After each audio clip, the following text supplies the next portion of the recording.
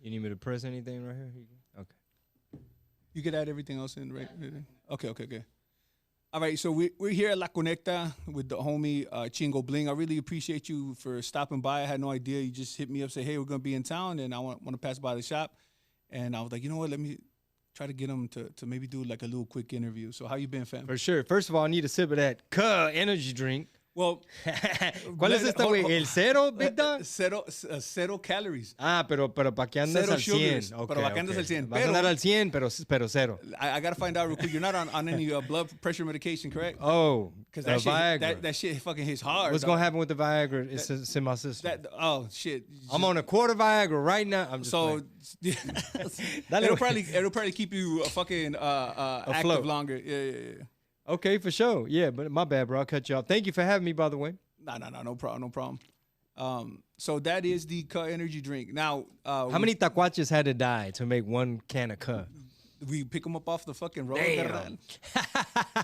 You know what I was telling people, fam? Like, because they always ask me, why did I pick up the tacuache for our logo? Yeah. And I just, like, a funny-ass word to me, right? Pinche tacuache. Like, ¿dónde tacuache, right?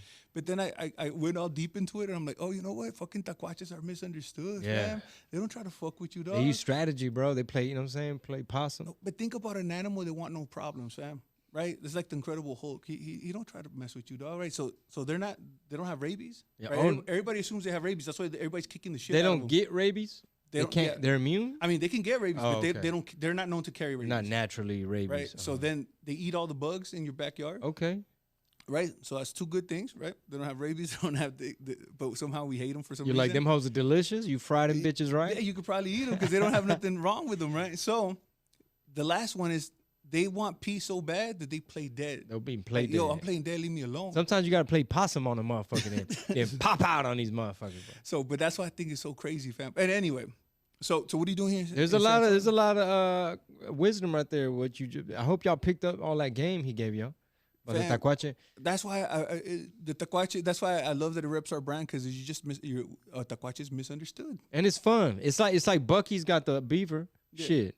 La Conecta got a different mammal. We're gonna make the possum, and it's a possum, not an armadillo. My fucking lawyer hit me up, Catherine Walters. What's up? She was like, "Hey, we got it approved at the trademark. We got the armadillo. Good job." I'm like, "No, it's not an armadillo. It's a possum." You like tear up the trademark. Now we gotta have to fucking redo it. But did she really put armadillo? She put armadillo. She wrote down armadillo. Armadillo. Yeah, you got to refile that. Yeah, because now somebody else is gonna. Never mind. But never mind. Ain't nobody. We put possum. We put possum. I'm just playing. Yeah, it's legit. So, really quick, I want to ask you this: who has the best tamales, man? Is it even a California thing? Let me put it to you like this: I got some work in the freezer like right now that if I let it thaw out, you fools pipe down, city to city, drop it off back to my town, nationwide tour. You gonna have to wipe me down.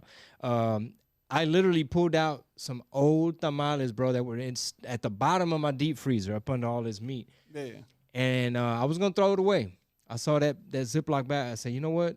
Those are way overdue. They're probably super expired. And but I was in a rush, and I left them in there. And I'm going to ask you a question. Who got the best goddamn tamales? And I left to run some errands. I come back, and the house smells like tamales. And my babysitter, she's like, oiga, los que andaban allí. Sí, los calenté, you know, and I was like, los que andaban ahí, Luisa, ya los iba a tirar, ya iban para la basura. Like, no, métame. She's from Mexico. She's like, no, metan buenos. Hey, boy, our last batch was so goddamn fire, bro. It's about putting love into it, you know what I mean? Of course, we wanted to tweak a couple things on that batch, like the size consistency and things we're working on in R&D, carnal, research and development. But to answer your question, man, you know, I'm going to have to go with us, bro. I'm gonna have to go with me. So everybody, y'all can like y'all's own tamales. Some of y'all can be like, nah, man, my mom, my grandma. You know who else got some fire tamales? There's these ranchers that we buy our meat from, right? They're out of Victoria. Well, their mom, she just makes them like during tamal season. Yeah. And I was like, you know what? Let me taste the competition. You know what I mean? What you think? Bro, fire. Is it just ego? Is it just ego that you always gotta say? No, you put the ego aside. No. You gotta keep it real. You gotta keep it real, because there's a lot of whack tamales out there, bro. There's a lot of whack. It's an epidemic, bro. Yeah, I feel if you don't get them from the streets, like they ain't gonna be that good. right? Yeah. It has to be somebody in the streets walking up to you and you feel like they're gonna rob you and they're like, hey, psst, Need a little bit of danger. unos tamales, güey. But at the same time, sometimes you need somebody trustworthy too, just to know, like, man, what kitchen y'all making it out of? Like, who, like, are y'all like, you know what I mean? Like, not these random. We got an open border right now, carnal. You fuck around, buy some Haitian tamales right now, and not even know. They talking about they Venezuelan tamales. They really Haitian They tamales. putting fentanyl in the tamales. Fentanales, bro. Fentanales, güey. Yeah, no, you gotta be careful, but it's life's a risk, right? Yeah, that's a risk, carnal. Yeah. The last thing you want is food poisoning, right? I think Or that's worse. out of all the things, that has to be the worst, fam. The fucking que te estés zurrando, güey. Like, Nah, fuck all that, bro. But wanted to But ask shout out to all the real masa messiahs out there. let me ask you something. Are we ever gonna get the tamales back? Like because I was asking you earlier about maybe picking that back up and doing like a frozen tamal for like Walmart or HEB or HEB, holla at carnicerias. me. Holla at me, HEB. Sometimes I flirt with the idea of doing something food related. Se te antoja. De repente, you know what I mean? Because like, for example, like the homie out here that has El Remedio, you know what I mean? Josh, like his story is really cool. His brother has a ceviche truck in El Paso. My boy El de la Barbacoa in Houston, like you know, you get to meet different people in the food game, and you start to get that itch where you're like, damn, bro, we gotta roll up our sleeves, and you know what I mean. And then like Trill Burgers, like Bun B, somebody who is a legend on the music side and got their name out. Yeah. In one capacity, and now you're opening up all these doors in this other lane. I mean, that's kind of how it's going for me in the comedy world, where a lot of people got to know me throughout the years with like my music shenanigans or some of the social media stuff. Next thing you know, boom, you get your foot in the door at the Improvs, and now you hitting these other comedy clubs and theaters, and you know, we trying to get to arenas sooner than later. But yeah, de repente, you know what I mean? You want to kind of like... Yeah. And as an entrepreneur too, right? You just... I mean, the whole time, from the time I showed up, I'm just like, hey, bro, I'm picking your brain. Like, how many barbers you got in here? And what's up with this part? And it's like a smoke shop. And So something that I noticed, and I don't ever pretend to be like a psychologist or therapist or none of that shit, but I'm very observant on people, and I saw Chingo, and his eyes are just going like this. Yeah. And he's intaking all the... You're like, anda coco este güey. Yeah, I was like, que resaca el pase, güey. Yeah. Pero anyway, I see... I'm like, y'all got lanyards, stickers? No, I'm seeing him, and he's like a fucking calculator, right? Yeah, I was calculating everything. And the same thing, as he's walking, I'm thinking of 100 ideas to pitch him for merchandise that we could sell. I'm like, hey, man. I'm over here like price per square foot, inventory. How many what's the MOQ? What's this? Yeah, I'm like, shit. ROI, what's the ROI? Yeah, so I'm like, when I look, because there's artists, right? And some artists are todos pendejos, güey, right? So that's why they always get themselves in fucking bad deals and shit. And then there's people that are naturally salespeople, right? And you could tell the difference, because the people that are natural sales, like they're supposed to be in sales, they're on everything. They're on their merchandising. They're on their tickets. How many tickets have been sold?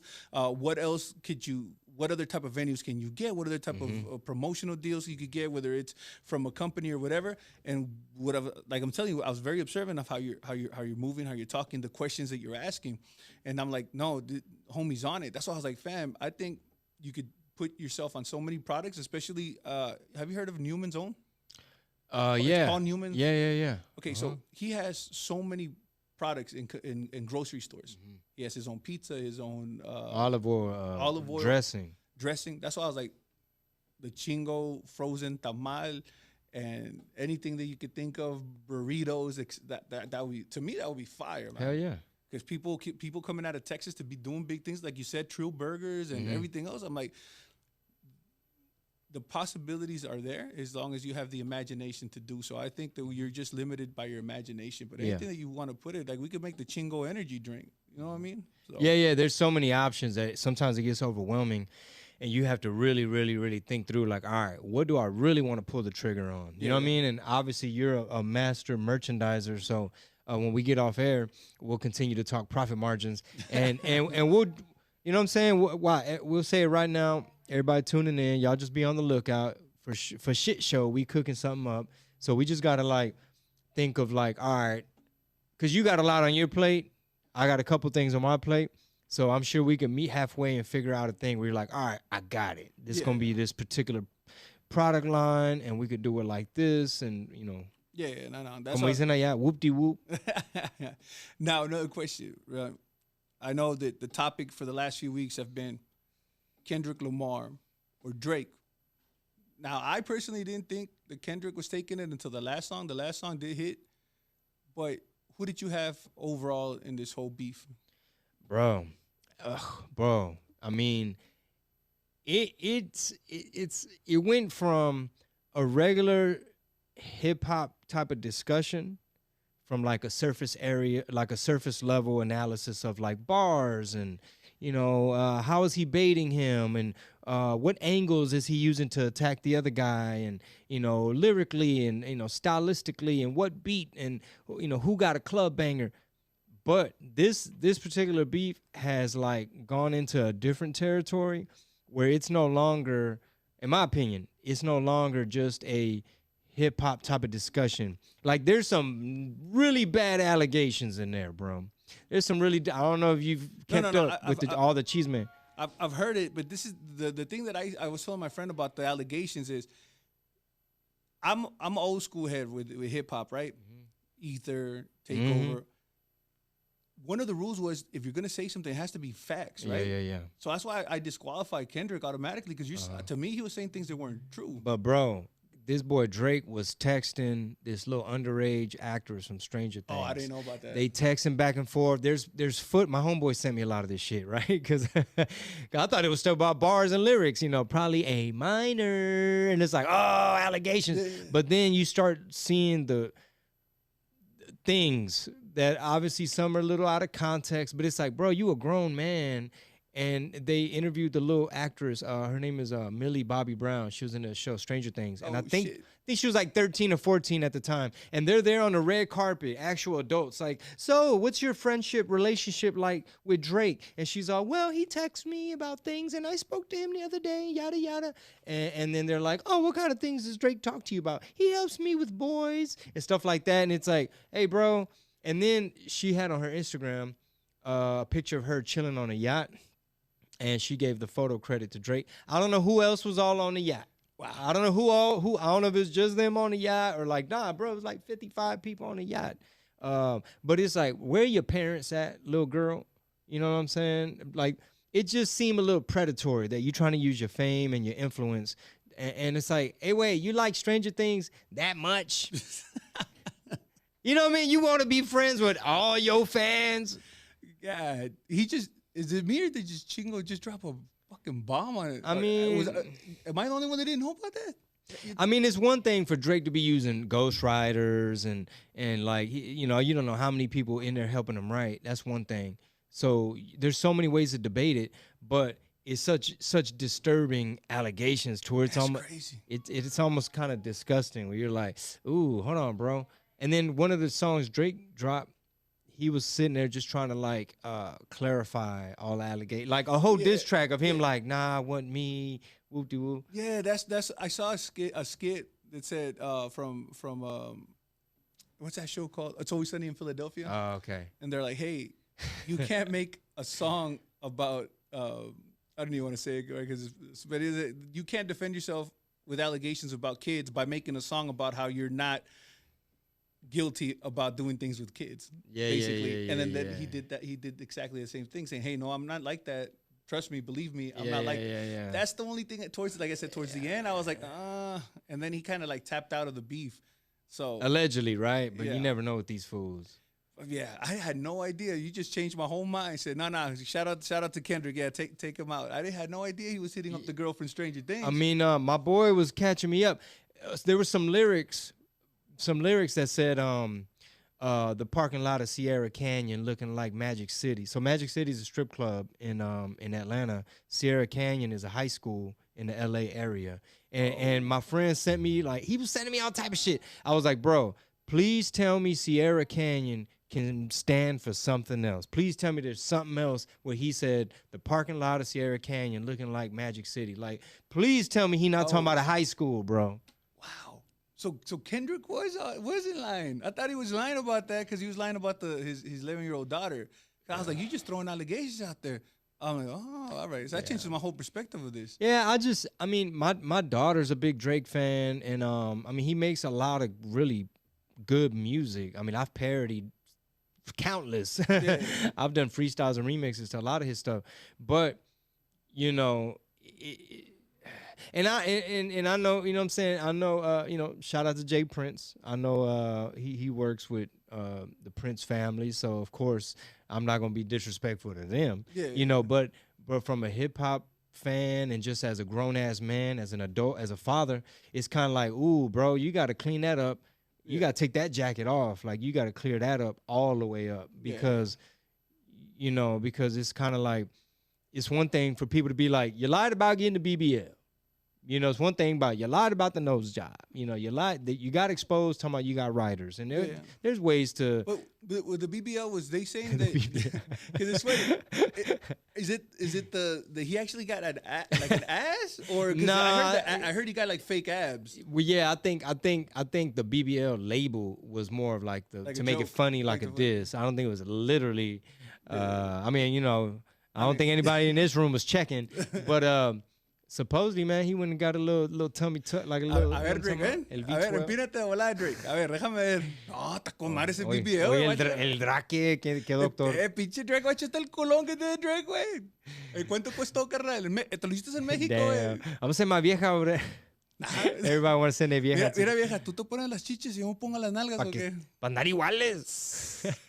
Para estar como el Drake. I bet you there's a lot of fucking Mexicans, paisas, güey, being like, hey, güey. I mean, yo quiero el BBL que agarró Drake. El six-pack? Yeah. No manches. Yeah, but you just changed my whole perspective. I'm going to have to go back and listen to everything now, fam, because I was like, oh, shit, homies are fabricating a lot of stuff. And I'm like, now that you said that, I got to go back and pay attention. And just on some bar shit, like, I mean, damn, Kendrick's a little beast. You know what I mean? He's just such a beast, too, to where it's like, you just got to give him his respect and his credit and his props as one of the top dudes that's out right now. Yeah. What you think of J. Cole apologizing? I thought, like, after he apologized, I'm gonna be honest with you, I don't ever want to hear him rap again. Yeah, I don't apologize for nothing. Well, you can't. I feel like there's some, and again, because we old heads, right? That's what they call us. They call us old heads, but we follow the old head rules. And I'm like, if you're in a combat sports, right, which is hip hop, because it's the only music genre that leads to vergazos or something. But how are you gonna apologize as a grown ass man to another man? Yeah. When he insulted you first, you know what I mean? Yeah. Well, I mean, I get it from like a mature dude standpoint. Somebody like, I don't know his personal life, but he probably did want his peace and not have to watch his back all the time. And like, I get that part, the maturity part. But I'll put it to you like this: I'm more mad at AB for apologizing.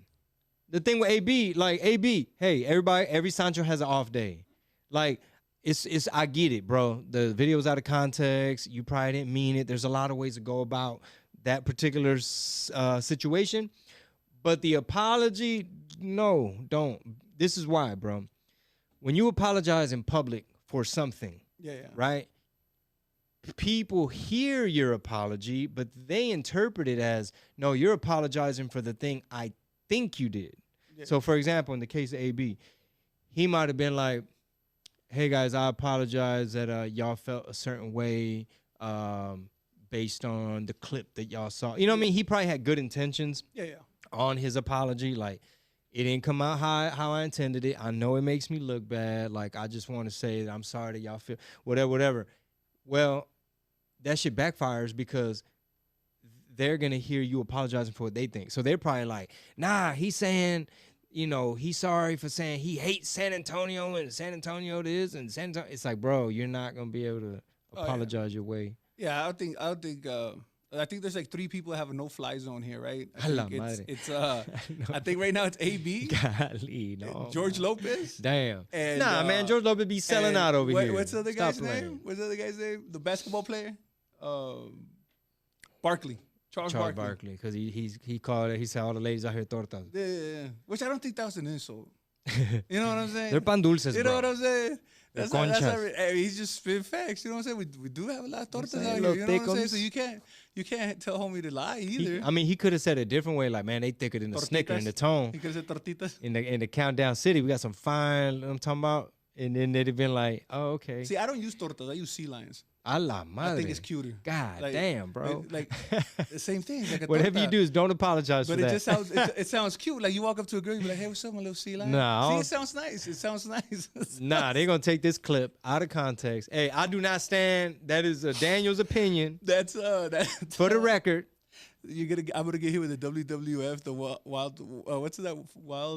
Wildlife Foundation. Damn, like, we heard you with your little sea lion. Yeah, see, you're not gonna be allowed. They're gonna be like, nah, bro, you talking about the sea animals, bro. Yeah, they're gonna shut me down like they try to shut SeaWorld down. Hey, so don't George Lopez be selling out here still though? Honestly, fam, I have not been to George, and I don't hate on George Lopez. I just haven't been to a show of his in a minute. And I think the last one I did for George Lopez was in 2005 in Laredo, probably. Oh wow, Laredo. Yeah, you must have did that big arena over there.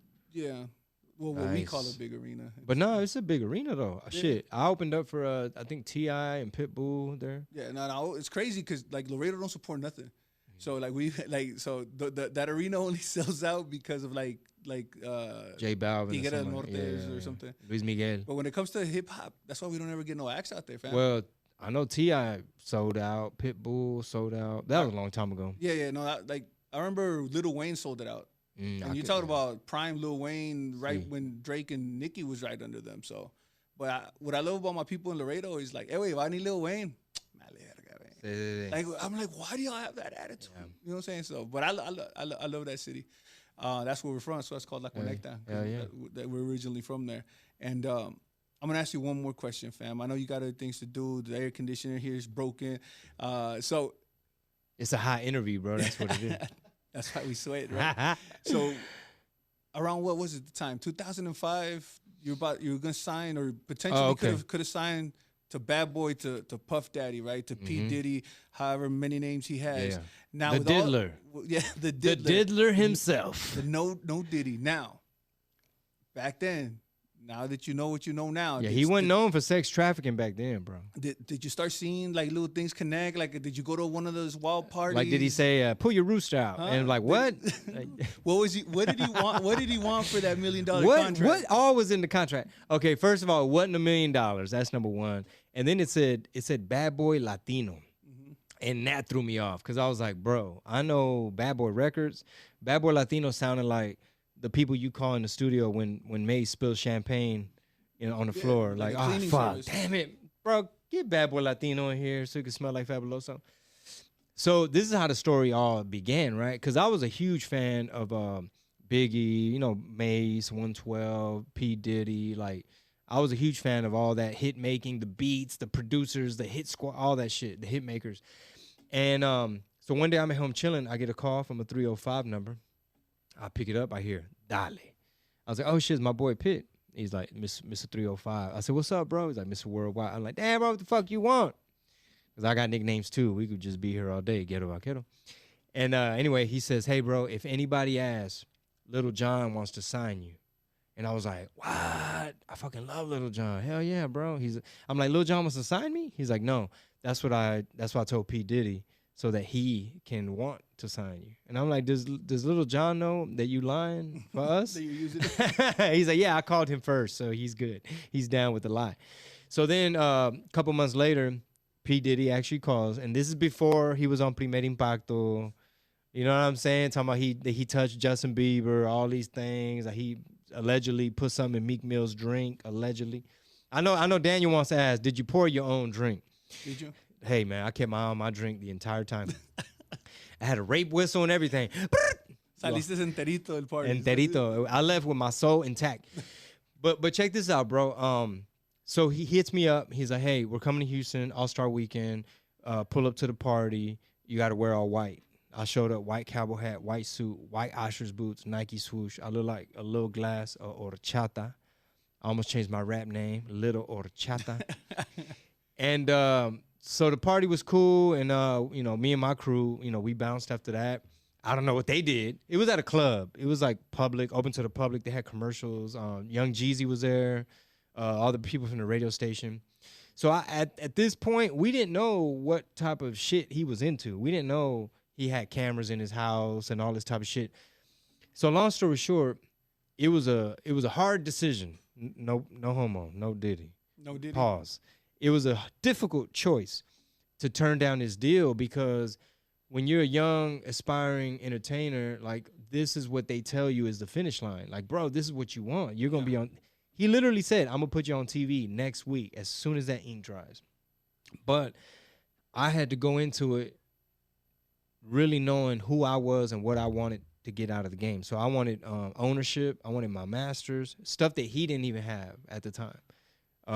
My, creative control. I wanted to be able to be an artist. Like the reason I got into show business is because I didn't want a boss. You know what I mean? I wanted to express myself and own some shit and create some shit that I could own for my family, my kids. And so the deal didn't go through. And then, of course, fast forward, right? Now we're hearing like, so now I know I dodged a fucking bullet because can you imagine the shit I would have witnessed, bro? Yeah. You know what I'm saying? Like, yeah, I would have said Chingo like this. I mean, he'd have took me shopping. Yeah, I'd have been on a documentary, Surviving Diddy, with a big moco bubble. Wait, but imagine back then when you didn't know, like, he's so nice. Yeah. He took me shopping. I'm at the mall right now, carnal. Espérate, wait. Hey, hold on. I'm with Puff. What's up, bro? We over here at the Gucci store. Hey, wait, why is this guy so close to me, dog? Like, hey, a ver, póntelo, Chingo. Let me see. A ver, póntelo. But bro, I know, right? Hey, model it. Hey, but think about this though, bro. What kind of sick and disgusting people have been walking amongst us? Like some of these people got demons in them. Like I read the lawsuit that the producer put on them. Yeah. The one that had all kind of shit in there. Where you're like, bro, you were trying to corrupt this producer so bad. Like, you know how they say when you get in the game, bro, you might get fucked. It's like, hold on, bro, like not you're like I thought money wise, not yeah, like that's how it is, bro. When you first get in the game, your first deal, you're gonna get fucked. And it's like, no, we don't have to accept that. Like, we gotta educate our young and up and coming artists, man. Keep your nose clean. You know what I mean? Stay on your business. Like I'm always sharing game to the younger artists that are coming up, like just telling them, like, hey man, when you're out there on the road. I sound like the old Theo that's probably boring. Like, hey, carnal, find your Whole Foods, bro. Get you some, stay hydrated, take your supplements, try to get a workout in, don't do, como se dice, do the road, don't let the road do you. Yeah. Basically. Do you find it difficult to be mature and give that type of advice? Because what I've noticed, and I tell people this all the time, I feel that the OGs let the younger generation down. Because let's say they went through some shit, they're not gonna tell you on purpose, so you could go through some shit. So no. And I feel like that with the OGs in the streets, like because they crashed out, they're not gonna tell the younger guys, hey, don't do this, don't do that, because you could get locked up, this and that. So I think also you feel like you lose cool points if you tell people like, hey, do the right thing. So that's why I like that you said that, because it's important for you to actually say, the positive things that you're saying to the younger generation, because I think every generation gets worse and worse, and then there's nobody to correct what they're doing. But like you say, you're like, I don't want to sound like a deal, but I'm like, it's very important. So the ones that listen and the ones that are coachable, like the ones that are like, nah, bro, like I'm soaking it in, like, because I want to make sure I don't overstep my boundaries and like, man, I gotta learn on my own type shit. Yeah. But yeah, I'm all about like sharing game, comparing notes. My favorite rapper of all time, Pimp C.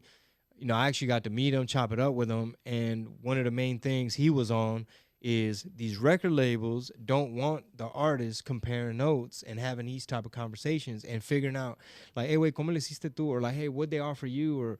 Or what is this clause? Who's your lawyer? What'd they say when you took that clause out? Yada, yada. But yeah, I think it's important, man, for the youngsters so that, you don't end up at a P. Diddy party past 10 o'clock, past 10 p.m. Do you think that that's just like industry standard though? That like I guess you get so much money that you have nothing else to do. I think it's just certain individuals. I think certain individuals, bro. Like if you don't keep God first, you could be corrupted. You know what I mean? Like power intoxicates a lot of people.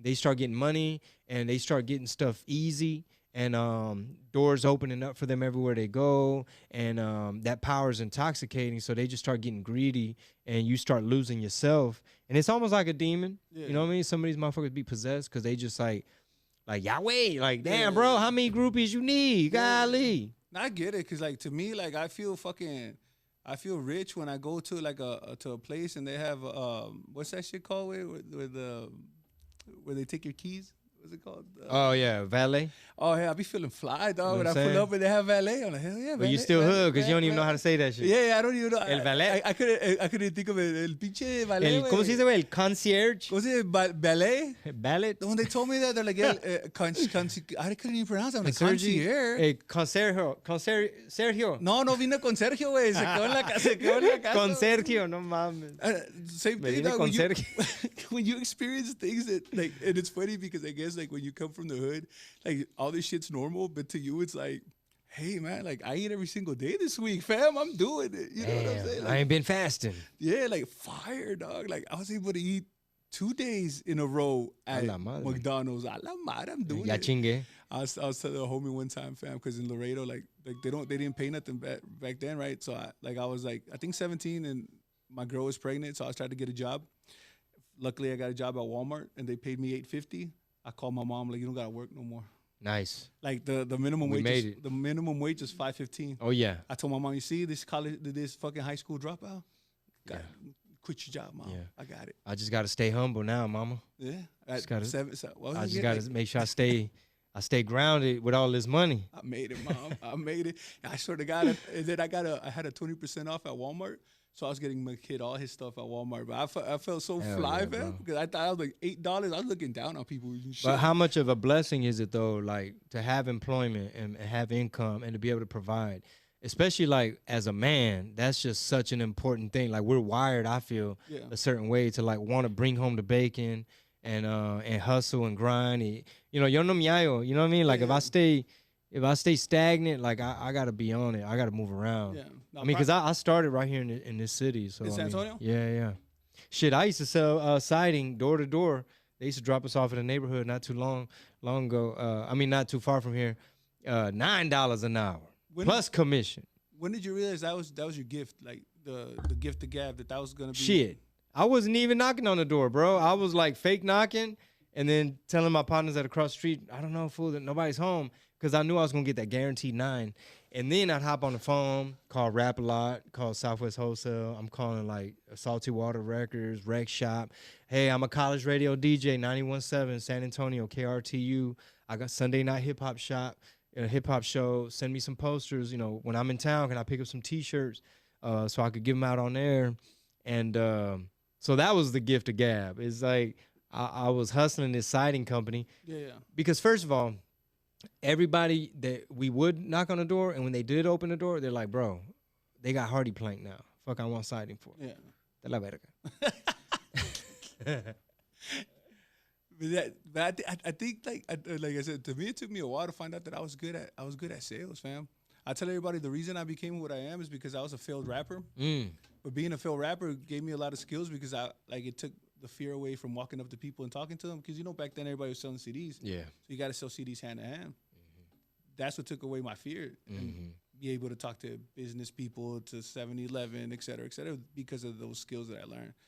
But I want to appreciate you for stopping by, blessing us with more than a few minutes for this interview. And again, you could tell right away that this is not my forte or something that I do. So I really No, appreciate you're good, it. bro.